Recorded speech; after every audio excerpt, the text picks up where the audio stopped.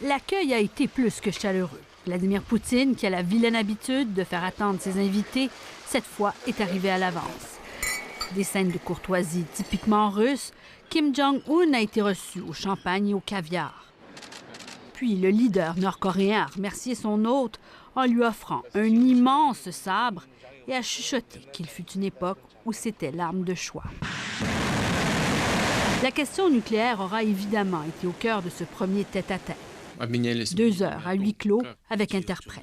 Il faut adapter nos relations traditionnelles aux exigences de ce nouveau siècle, a déclaré Kim Jong-un. Vladimir Poutine était attentif. Il profite au maximum de l'impasse entre Pyongyang et Washington pour s'insérer dans un dossier où son rival, Donald Trump, avait pris l'initiative, mais qui semble aujourd'hui voué à l'échec. La résolution de la crise passera par le droit international et non par la loi du plus fort, a prévenu le président en conférence de presse. Vladimir Poutine semble avoir beaucoup mieux saisi le tempérament de Kim Jong-un que Donald Trump, dont l'ultimatum pour le démantèlement du programme nucléaire nord-coréen a fait dérailler les négociations à Hanoï en février. Bien sûr,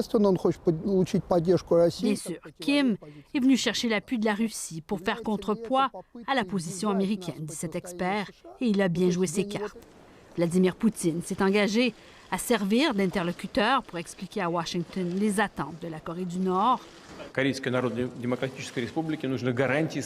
Celle-ci veut des garanties pour sa sécurité et sa souveraineté, a expliqué Poutine, et ces garanties ne peuvent se limiter à la seule parole des États-Unis, ce qui laisse entendre qu'il pourrait aussi faire appel à la Chine, la Corée du Sud et au Japon pour revenir à une approche multilatérale sans laquelle il sera, selon lui, impossible de désarmer la Corée du Nord et obtenir la levée des sanctions.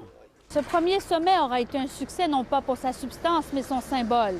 Kim Jong-un a peut-être trouvé dans son vieil allié de la guerre froide quelqu'un qui plaidera sa cause auprès de la communauté internationale. Poutine n'a rien à perdre. C'est pour lui retrouver sa voie. La levée des sanctions est aussi essentielle pour ses avancées commerciales en Asie.